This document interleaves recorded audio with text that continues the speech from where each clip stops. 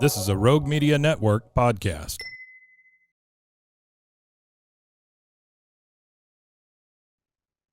Quick reminder, Catapult Grow, the GPO, the group purchasing option.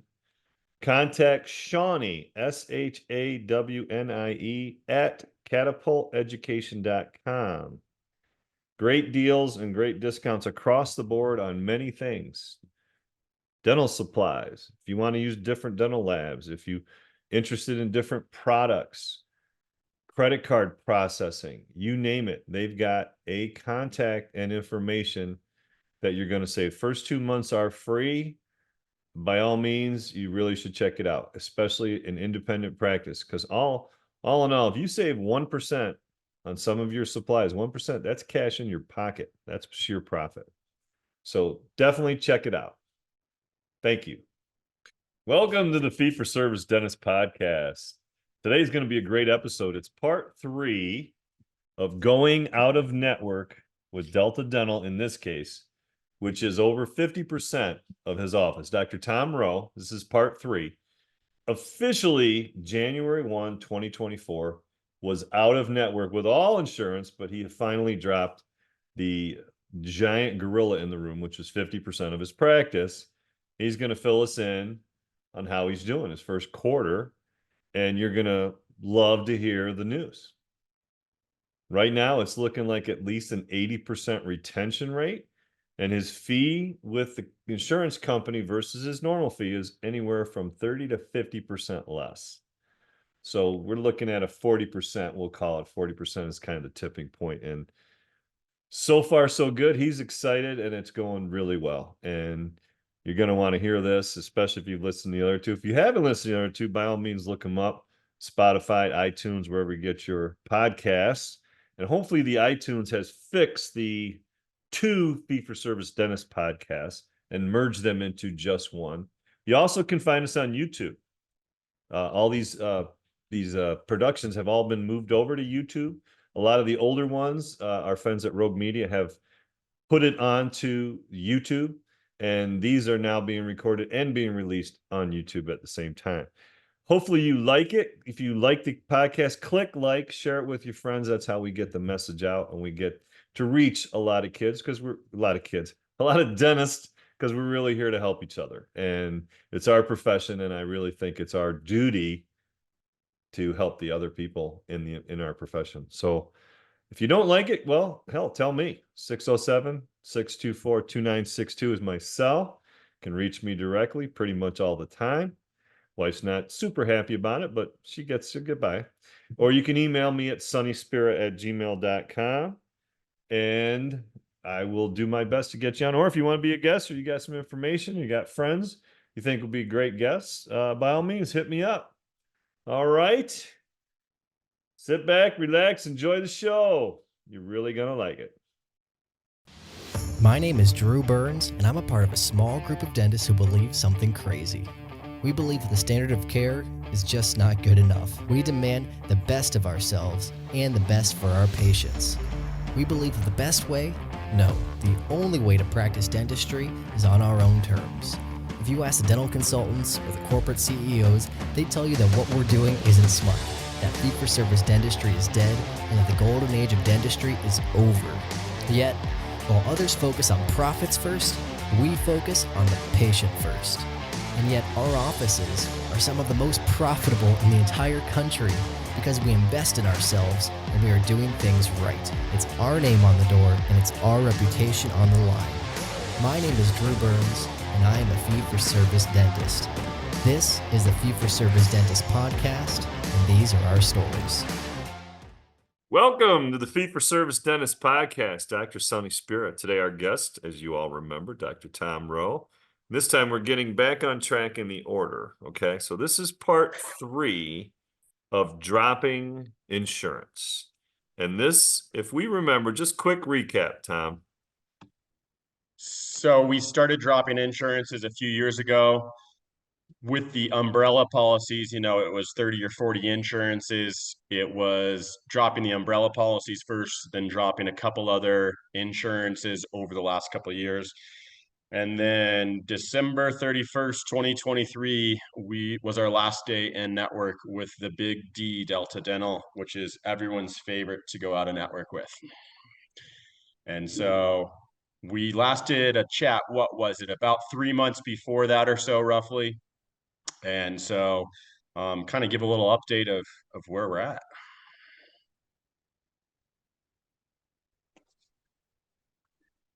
Welcome to the Fee for Service Dentist Podcast. Dr. Sonny Spiro. Today, our guest is an old friend, Dr. Tom Rowe. And this is part 3 in a 4-part series of dropping insurance. As you may or may not remember where we were at, just going to ask for a quick recap from Dr. Tom. Tom, fill us in. Nice that you have an editor.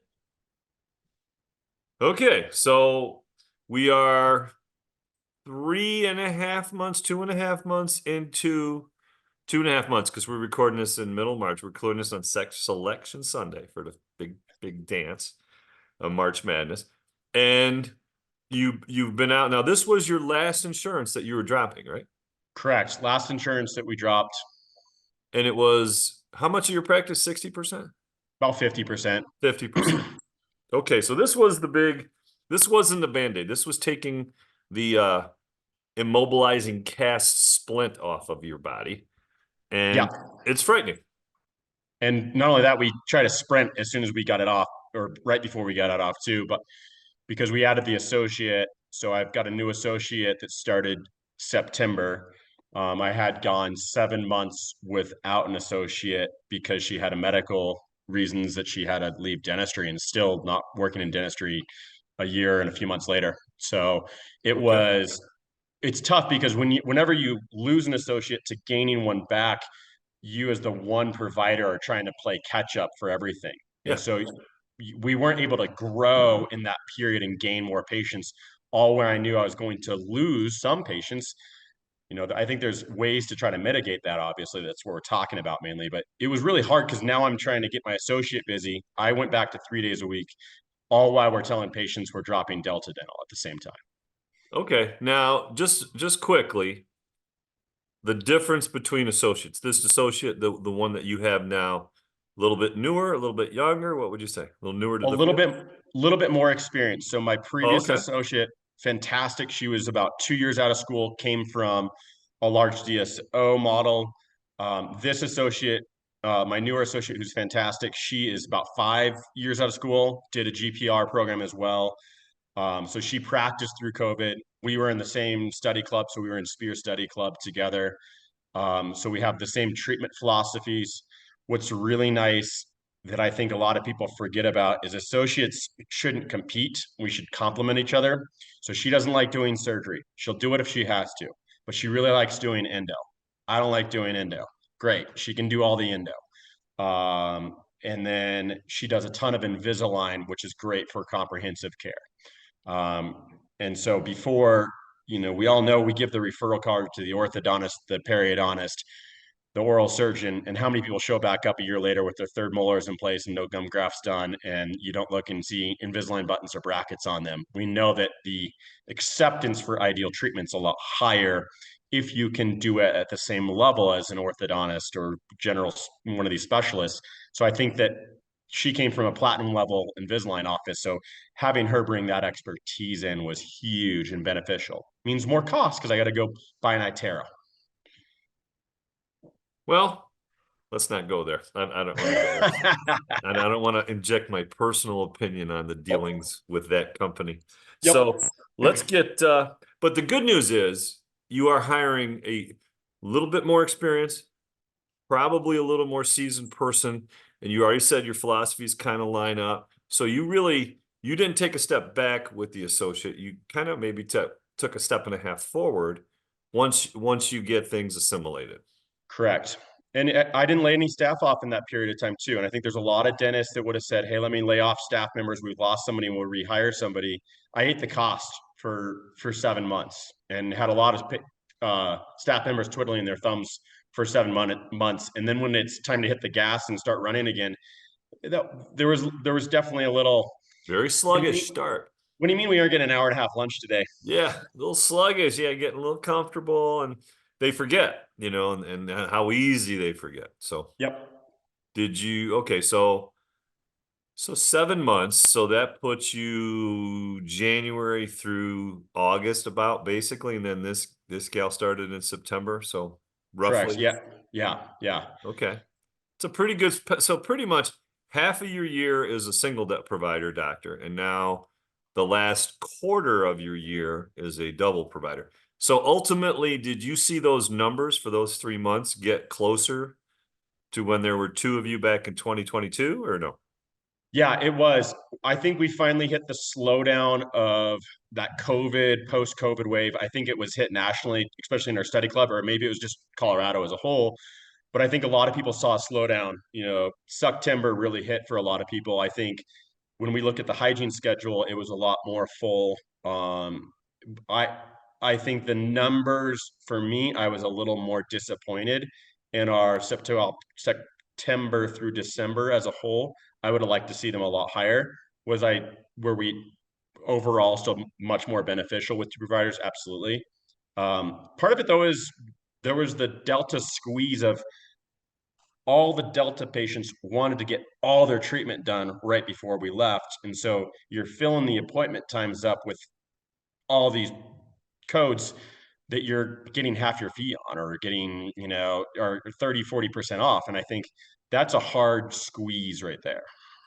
Okay, so let me summarize that for 1 second, if I understand it right. So your still participation with Delta through 2023 was about a 30% knockdown in your pricing. 30 to 50% depends on 30 the to fee 50. So let's call it 40%. All right. So if you lose 40% of your patients that are in that plan, you break even. You're Correct. less busy and your revenue is the same. Correct. Okay. All right. So talk about the January, February. Talk about the implementation of it. How did that look to you? Was it what you expected? Let's talk about it, because we talked a lot about how you planned it, and you were very detailed and thorough in your planning, and even had to change it. But you remember too, though, and people, I don't know, listeners remember that you had already dropped certain other plans, so there's a certain amount of momentum that carries. Correct. And I will say I had one staff member who absolutely rocked it in the last 3 months. So in the last 3 months of, the October, November, December, what she was doing is all these hesitant Delta dental patients were calling in. And what she said is great. Your plan is XYZ plan. I've already got pre-authorizations we're going to send in, and was gathering email lists. And so what was really nice is we were just gathering the data for the patients to say, it's going to be different and maybe the exact same. We don't know. Every plan's different. It's going to be based on how your employer renews your plan come 2024. So we had, I think, about 150 different pre-auths we sent out on January 2nd. Now, were they specific for a certain patient, or how did you handle it? Good question. So what we did is, let's say employer group A that we knew we had about 250, 300 patients from, which was a hold huge on. one. Let's look at it from a bit. Let's take a step back then. So in the Delta, that's 50% of your practice. There's approximately how many company Delta plans? 500, 600. Wow, 500 different Delta plans? My guess would be about 500, because there's so many people that get them through their spouse when we have a lot of people that work remote up here. So you have wow. So That changes the game. So it's not just, oh, listen, General Motors over here. Correct. 80% of our patient base is General Motors. Okay. I think we sent pre-authorizations for over 25 different companies, and then Well, 25 different Delta dental companies. Correct. Yeah. Subsidiaries of, exactly. Yeah. And so, and some of those employer groups, they have maybe 3 or 4 different group plans of Delta within there. Yep. And so what we did is basically said, hey, if you want to know for sure, can we take your name, submit a pre-authorization on January 2nd for your cleaning, your exam, your x-rays for the upcoming year? Catch with that is then we would gather the list of all the patients. So we submitted all these pre-authorizations January 2nd. Delta came back and said, congratulations, these fees are all 100% covered because you're in network on January 2nd.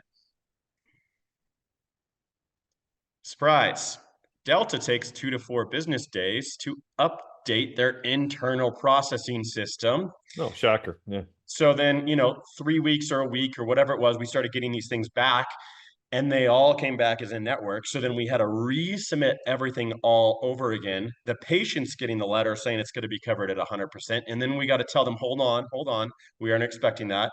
Look, there were some plans that were going to actually pay our fee schedule, which that was the biggest shocker to me, is there was a few employers that when one of them was a larger company, nationwide company, and the other one was like a local firefighter group, for example, and they covered 100% of our fee schedule for cleaning, exam, and x-rays, which was great.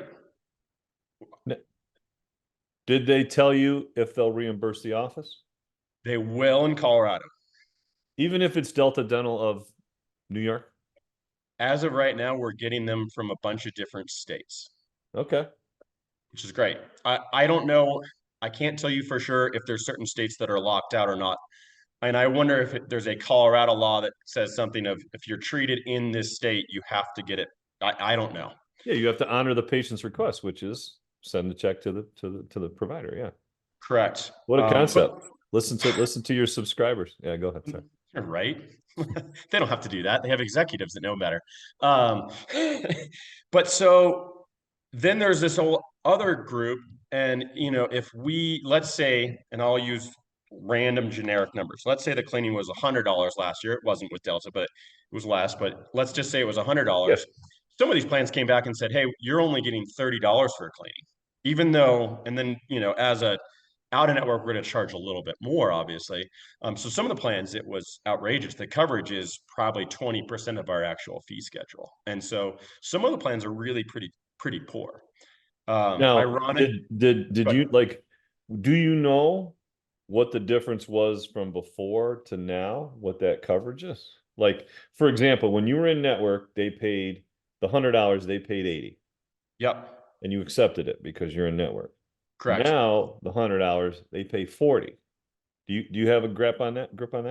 Yeah, so I can give real world example. So a cleaning last year in our office was 115, and the Delta payment was $82. Okay. So there's that write off. That was just a pro fee.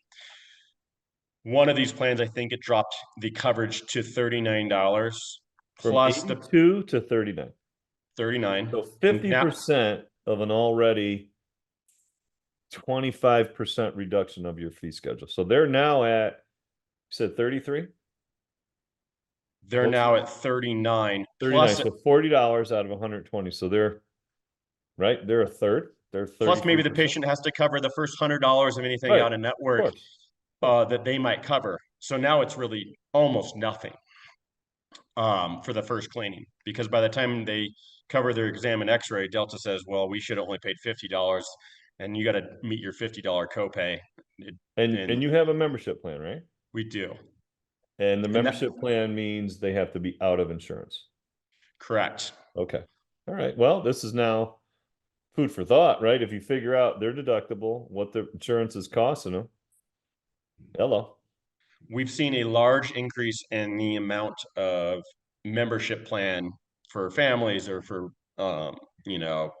individuals. The ones that struggle, obviously, are the ones where they say, my insurance in quote, my dental coupon company, is costing me $5 a month out of my paycheck and it's pre-tax. It's like, I can't compete with that rate. What I can compete with is the quality that they're going to get at a in-network versus out-of-network office in general. And we're seeing... But if they're paying $5, so they're paying $60 for that dental coverage, and when they're getting almost zero benefits. Okay. Correct. Yep.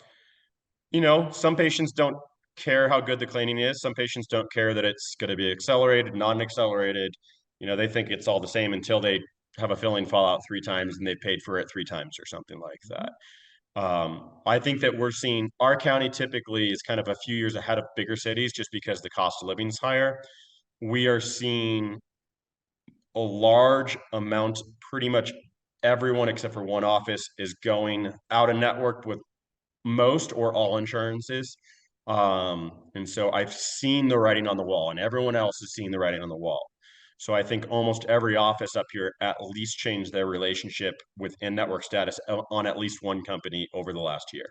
And so I think when you look at Denver as a whole, for example, I doubt that 300 offices, if you polled them, all of them would have said they've dropped one insurance company on average. I think, though, that because our cost of living is so much higher up here, that shift is happening earlier. And I would expect that shift to transform nationwide here in the next 2-3 years. Okay, so let's go back and summarize it, because I did interrupt you a couple times. So you submitted it, it came back, here's your in-network fees, you resubmitted it, here's your out-of-network fees, and it was night and day difference in a lot of cases. Right. What have you seen as the result in the first 2 months in terms of retention, or if you want to say people that have vacated? What are you getting? We've had about 30 different individuals or families. We have a list going of patients that have requested their x-rays or indicated they don't want to come here. And so what I'm going to do is we're keeping the list. I'm going to let them. It's totally fine. I have no problems with someone saying, hey, I'd like to go to an in-network provider. I can't stop them from that.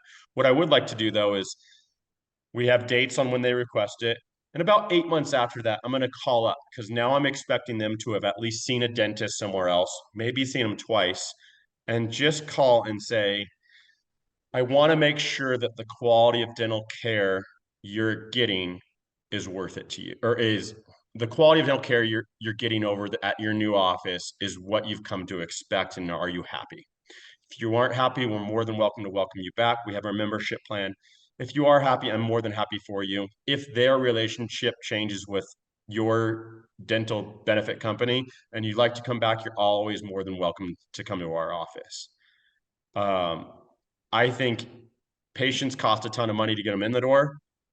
It cost me absolutely nothing to pick the phone up and have a 30-second phone call. And I am probably going to leave voicemails about 9 out of 10 times.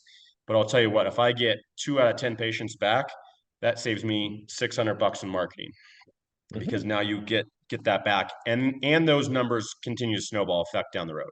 So if you've lost 30 patients over the course of 10 weeks, that's 3 patients a week, or 3 families. You said 30 families, right? I think, and it's individuals or families. So I think when we look at the actual numbers, we've probably lost about 60 patients roughly over a 2-month period. Well, 60 so divided by 10, 6 patients, about a patient. So if we lose 200 patients over 6 months, roughly, you're looking at about a 20% reduction. Okay. An 80% retention, the math works out very favorably for our office. Now, in those numbers, right? So the next question is going to be, what do your end of days look like, or your monthly, your balance sheets, right?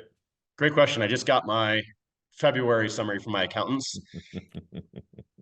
January, we were up 3%, and then it was about 6% for February, averaged about 4.5% increase, 2023 numbers to 2024 numbers.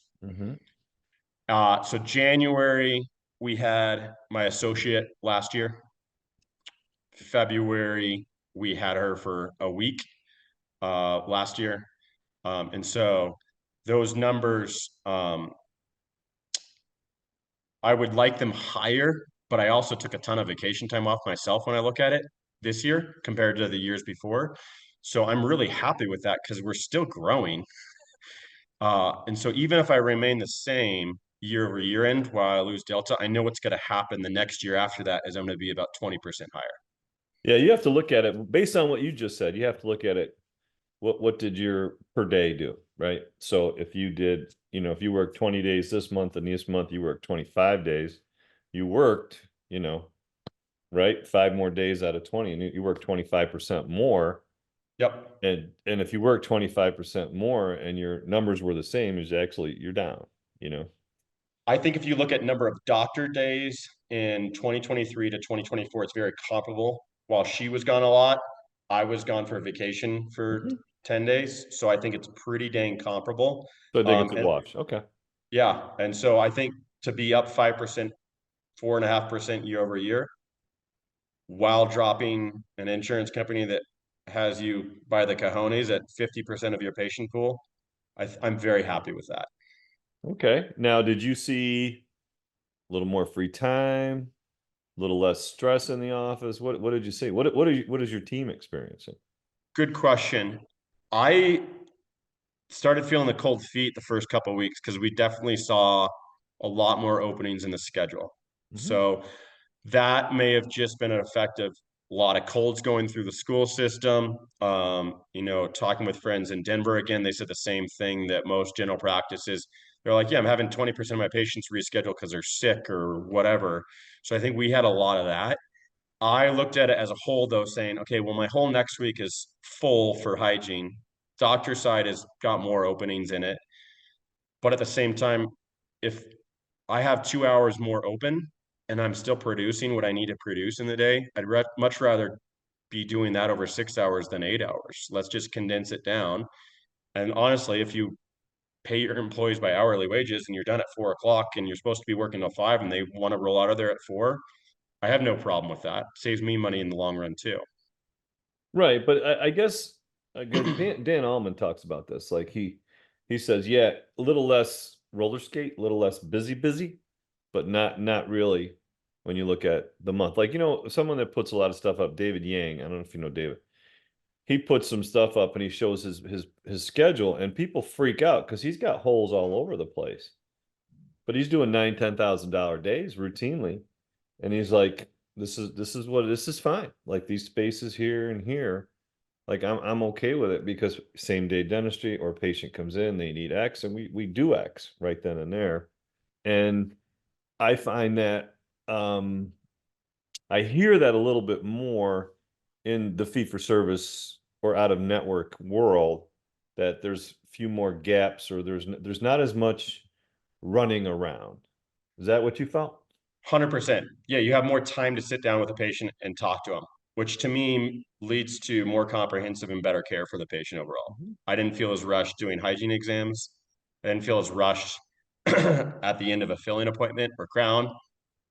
I forget who did the study. There's a study that says if you spent an extra 30 seconds at the end of your appointment compared to spending an extra 5 minutes before the appointment with a patient, the patient's perception is you weren't as rushed. Whereas if you just finish the appointment and walk out of the room, even though you may have talked for 5 minutes before, if you actually talk to them for 30 seconds at the end, they feel like you weren't rushed. And so I've been trying to focus on that. Pearl. That's a nice little nugget right there. It's a good one. So I feel like being able to spend that extra 30 seconds or a minute at the end of the appointment, even if it's as simple as I'm walking to the front desk while the girls are cleaning the room, patients really enjoy not feeling like the doctor rushed finishing the work, right? So I think that quality of care is nice. In a fee-for-service world, we got to figure out how to set ourselves apart from, the average run-of-the-mill practice. And I think sitting down with my staff talking about ways we can do that, that was one of the things that we came up with. The comfort menu, the membership plan, as simple as offering water. These are all things that are simple and easy to do. Making sure the TV's on something they want to watch. I think these are all things we can do, but being able to have the time to execute them well sets you apart. Yes, weren't running around like a chicken with my head cut off was very nice. So you said your team started, there was little cold feet, little panic set in because holes started opening up. And I do think you're right. I think we saw a tremendous amount of missed or cancels or no shows in the winter months this year. And I couldn't put my finger on it for nothing. So I got to believe that's a big part of it. Okay, so let the listeners understand also, what were some of the other things that you started to see in those first 6 to 8 to 10 weeks? So the holes in the schedule is something that everyone should be aware of. But I think, like you said, if you turn it into a positive of great, we started advertising, we will be able to see you for emergencies within a 24-hour period. And I think that's huge, because if you can see somebody within a 24-hour period that's got a toothache, they want to get out of pain as soon as possible. they aren't as concerned about seeing somebody in network or out of network if they have a ski accident or a bike accident or a tooth that's keeping them up at night. And those turn into bigger dollar procedures and higher quality care for the patient. I had to shift my mentality, I think, of when you're in network, you look at the schedule and you say, I have to have every hour full to hit my daily goal on average, or the weekly goal, or whatever. And if you miss 1 hour, your margins are so much thinner for that hour. So for me, shifting it, saying it's okay if I have an hour opening or my associate has an hour opening, because I know that that's going to we're getting more per hour everywhere else that patients are in is nice. Or the patients that are in that are scheduled for only 2 fillings, you finish 2 fillings and you say, hey, do you want to do the other 4 fillings here in a day? I think being able to turn those into wins and something better for the patient, better for everybody overall is huge. The one thing too that I think I had to make sure I did right, which is making sure all the contracts with your dental benefit plan you understand them, making sure you know that you may have to give 30, 60, 90 days, making sure that policies didn't cover from one office to another. So making sure that you're very well of that was something that almost got us. And so we were good on that. Did the patients get a letter from their carrier, Delta, Yep. telling them you were the devil or anything? Absolutely. Yeah. So they got that letter that says your dentist is no longer going to be a participating member of our network, our premier network. Here's the list of other providers in your area, listing other providers that are going out of network at the same time. That was funny. You will see, it almost makes it seem like they can't come to you still, the letter. Right. Very misleading. Yeah. They refer to themselves as a dental insurance company, and it's the only time they refer to themselves as a dental insurance company is when it benefits them. And as I understand, that may legally be very gray for them to refer to themselves as an insurance company when they have missing tooth clauses, they get a deny for pre-existing conditions. So I think that's an interesting play that they do. You can't, I can't change the fact that they're allowed to contact their patient list. So did you contact those people by letter beforehand to kind of supersede that letter? 2 letters. So we obviously were talking to patients when they came in. They were getting the membership flyer at the time they would come in. We were then sending a letter out and then sent another letter out to the same letter, just making sure. The last thing you want is somebody coming in and having no idea you're out of network. And it's like, it happens and it's going to happen. We've had a few, mainly when they were an out of network provider. They were switching to Delta. And when they switched to Delta that we didn't know about, they looked and saw we were a provider list on there. So that happened a few times. Oh yeah. So they went from insurance B and said, oh, let me switch so I can go. And it's cheaper. Yeah. Yeah. So in that aspect, would it have made sense to send that letter out to all your patients? Hard to say, right? That's a big difference, right? Yeah. Then it's a question of, it costs a ton to send that many letters out. I don't think the juice was worth the squeeze doing that. Because, look, 2 patients so far in 2 months of something weird happening like this, I just don't expect more than a handful of those problems. So, and look, you can treat it however you want. Hey, you got to pay the difference, or, hey, you've been here for 10 years. Let me meet you in the middle. As a practice owner that's not owned by a large corporation, you call the patient up and you say, hey, I heard you were really bummed that we weren't with them. I want to make it up to you. I'll meet you halfway. You give, I give, and we'll meet you halfway. Not a big deal. Is that for 1 year or is that forever? No, just for the one cleaning appointment. So look, let's say I give $50 and they pay $50. And if that means that patient stays with me for the next 10 years. No, I get it. That's a $50 advertising fee. Give me a break. Easy choice. So Well, I'm going to tell them that they're getting everything for half off of the forever? Absolutely not. So I hear you. Okay. uh, So I, you sent out letters, you did everything you can in the prep. Now, did anybody call? Did you get a lot of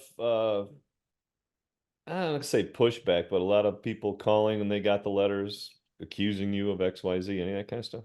Yep, you get a lot of those. And I think having that really, really strong front desk receptionist that understands the pros and cons of everything and can talk them off the bridge is huge. I would imagine that my front desk girls were getting 2 to 3 of those calls a day for a period of 3 months before. Woo, 2 or 3 a day. It's a you got patients that have been here for 5 or 6, 7, 10 years. They're saying they're really accusing you of dealing with the devil of it's your fault you're going out of network. How dare you? And then just having them have an open conversation about it. By the end, the patient's like, "Oh, I totally get it. You're telling me there's another option? Great. Talk to me about that option. Tell me more about the membership plan. Tell me how it works." That's where that pre-authorization list idea came about of, hey, if you're really worried about your copay, let's get it in writing. Right. We get it in writing. Now you know about it. You're going to make an informed decision. Gotcha. Okay. So that was done. Is there anything that you think of right now, looking back, that I said I would have done this differently? Yeah, funny story. I would always advise people if your last day of scheduled patients that you want to see is, let's say, on a Thursday, like a lot of dentists, or Friday, make sure the cancellation date is on that day and not the Sunday at the end of the month or the end of the month day, just because it's the end of the month. You want to make sure your cancellation day is your last day that you want it to be. Because I said, I'm just going to cancel on the 31st, the end of the year. It makes sense, right? My couple $100 lesson was, well, that's great. We saw everybody on Thursday. I said, great. I'm never seeing a Delta dental patient in network ever again. This is ridiculous.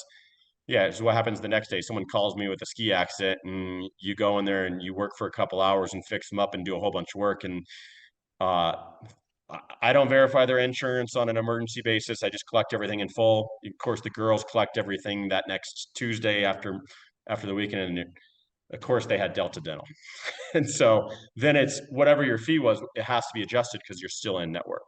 There was no benefit to me saying it's the 31st.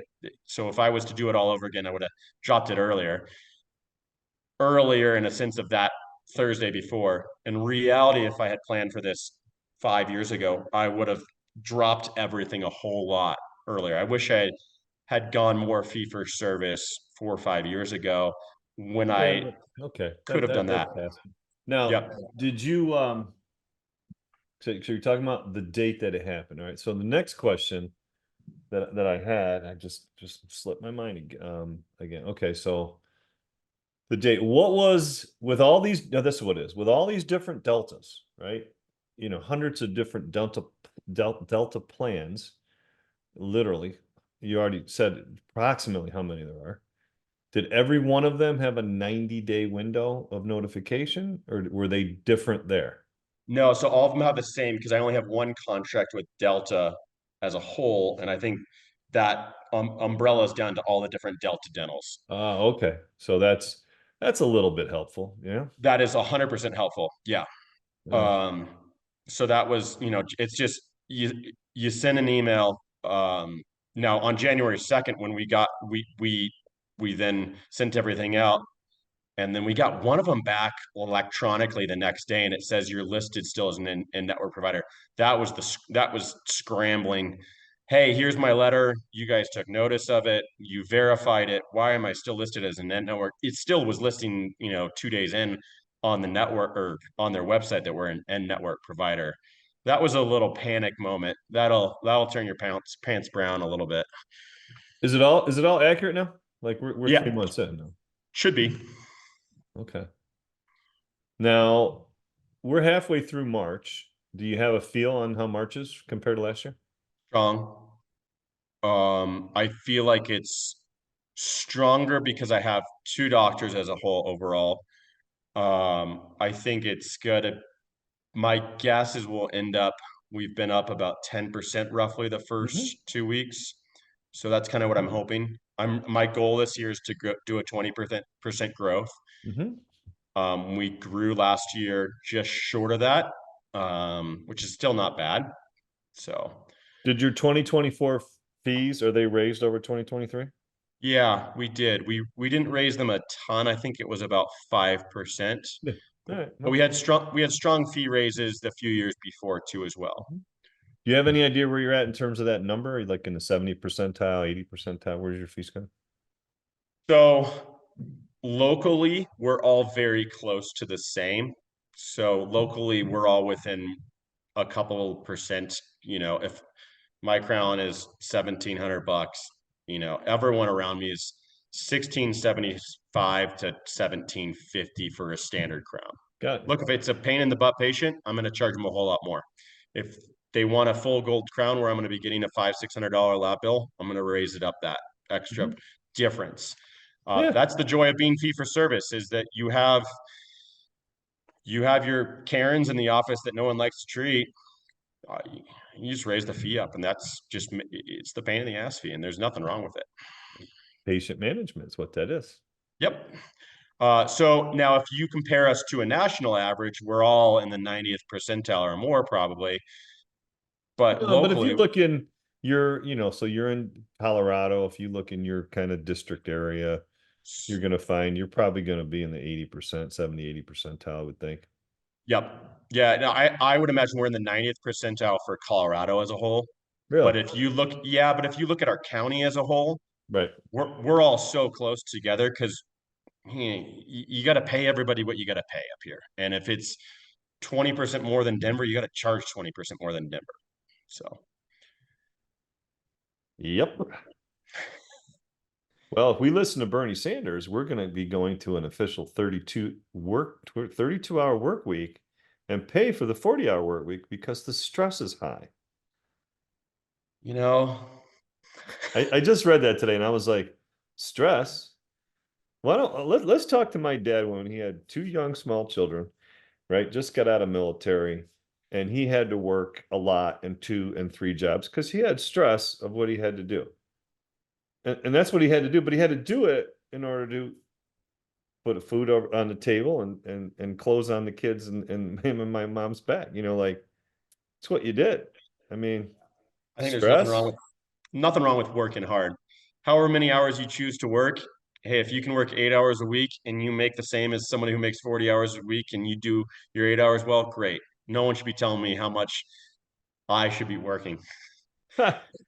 It's funny. My son was telling me Gene Simmons of Kiss, of all people, had this statement, and it was I don't know if it was popular or unpopular, but you know, people in debt and stuff. He says, "Well, if you work a 5-day work week, you have 2 days on the weekend, right? So if you work those 2 days, not an 8-hour day, but let's say you work a 16-hour day, those 2 days, that's like working 4 days, and at the end of so he just did the math. He's like, you can get out of debt fairly quickly by now, granted, he wasn't talking about your quality of your life and how many times you could take walks with your wife. He was saying, if this was your goal, here's a strategy to get there. And I cracked up and I was like, that's just simple math. You might go crazy doing that, but you can do that you can sprint doing that. I mean, last year I do a lot of real estate investing on the side. And last year I bought a property and it turned into a nightmare property, kicking a tenant out. Water pipes broke on me. They broke again in a different spot. You know, it's like I thought my wife was going to strangle me. So, you know, I'm running an office working 4 or 5 days a week, and then trying to run over and manage, play contractor and fixing stuff up, helping out with the project to make sure it's finishing on time.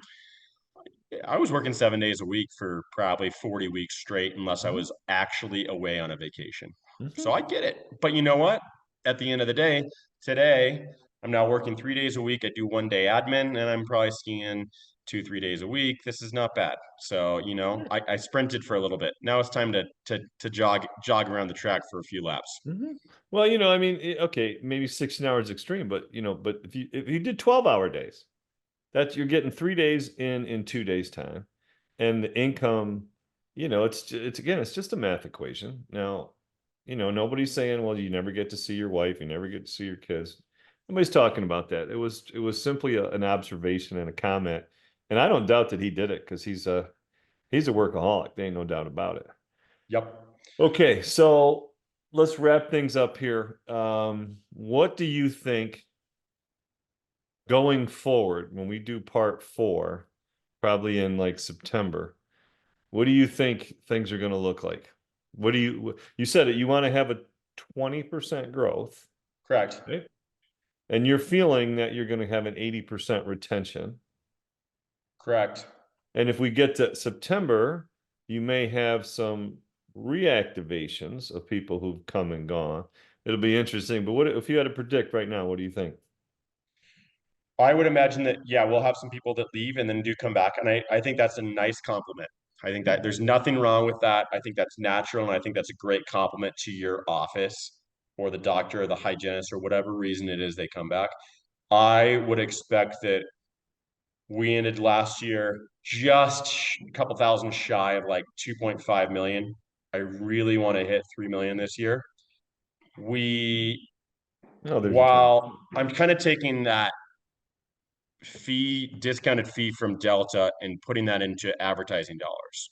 So I'm now, before I was not spending a dime advertising, started spending a lot more on advertising. So I said, okay, I'm gonna spend 3% a month of our profit, or 3% of our collection on advertising.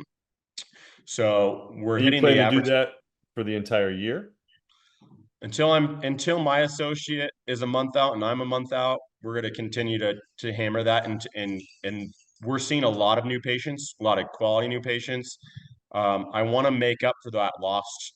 If we're going to lose 10% of our patients, I need to gain 200, 300 patients back. Let me ask a question. When did you start this strategy for the advertising? Was it before you dropped? I tried to start it in October. Okay. And we had a lot of hiccups with the advertising company. I since fired them. And so it really started in December. And I am feeling that. And I think that I was feeling that a lot more in January than February. When you look at the stats of February, the calls were up more, office visits were up more. We should have been planning for the drop beforehand. So that's probably one thing I would have done different, is made sure, and I had used that company before. I'm not here to badmouth the company, but when they did it again for me, I used them like 3-4 years ago. The ball was completely dropped. We struggled significantly with that. And so I wish I had figured out my marketing strategy 3 months before we dropped, so that way we could have had 3 months of solid growth into the dropping period to have everything kind of ramped up into that drop period. Well, it's funny, Josh Bernstein, that's the one thing he said, one big mistake he had was he didn't start the marketing nearly enough before. He waited way too long. So, okay. I think you can make, maybe I can type up a playbook and share it on the Facebook website of things I did and what I would do differently, and kind of make that ideal playbook up, and love to get people's feedback on it. I know I've had a lot of people reach out to me on there of saying, hey, questions in their specific scenarios, and I'm happy to give feedback on that too. So you almost had to work out the bugs, because I think your strategy and plan starting in October was right. But I think to start in October with it polished a little bit. So probably in August timeframe to play with it and then have it set come October, But Yep. it's like, we do the best we can with our timing and we think about it, right? And then I'm sure you had a lot on your plate with dealing with all these other things. Doc's gone, right? We got to take care of this. We got to handle the patients, conversations we're having. That's taking a little more time. All the strategies that you're putting in place, and it was very careful. Well, and what it was is I had copied and pasted what worked well 3-4 years ago. And where it went wrong is the company I chose to do everything, they made some crucial errors in the advertising. So you can't mail something to physical addresses here. And when you start sending out thousands of pieces to physical addresses and everything gets returned, nothing good happens. Mhm. So, and the online is tough in a resort community because 90% of the patients are not, or 90% of your advertising dollars are not going towards people that could even be that live here full time. So it was a tricky situation. I would just tell people, I think you're right. Give yourself a grace period. So what if it costs you an extra 10 grand of advertising for 2 months extra or 3 months extra beforehand? If you have that flywheel in motion and it's spinning solid, it takes a lot more momentum to stop that than if you're trying to start that flywheel up and I wanted to time it just right so that I was a cheap dentist. We're all cheap. We And are. so We are. and so I was trying to time it right and I started pedaling too late. So, All right. Well, that's great stuff. So, okay. Again, your feelings moving forward, pretty consistent. You're feeling pretty good about things. I'm excited to hear it. I mean, first and foremost, it's great to hear the success already with, maybe 20% drop, maybe, and 40% is your tipping point, right? yep. So, score one for the good guys, 100%. And we'll see. I think, going into an election year, economies typically hold strong. So I think that's going to be beneficial too as well. As long as I, have solid staff on board and have my associate who's 110% on board and no surprises and hiccups, which there's always going to be a couple. I think that we'll be good here come September when we're chatting. Who knows? So, Beautiful. All right, my friend. Well, thank you very much. As always, appreciate you. Great stuff. Super happy for you. I fantastic. And then there's another person that you and I talked about in the lab world, and we're going to try to get him on and talk about the private equity corporate world getting into dental laboratories. Of course, why not? One untapped market, right? it's tapped. All right, be good. Don't get hurt on the slopes. Take care. See ya. Thanks for listening to the Fee for Service Dentist Podcast. If you would like to share your fee for service story, please fill out our contact form at ffsdentistry.com. Also, be sure to join our Fee for Service Dentistry Facebook group. For help starting your dental membership plan, visit dentalmembershipdirect.com and membershipmastercourse.com. Finally, for help with in-house financing, visit dentalfinancingdirect.com. And don't forget, your story is what you make of it. This is your name on the door and your reputation on the line. Thanks, everyone. We'll see you next time.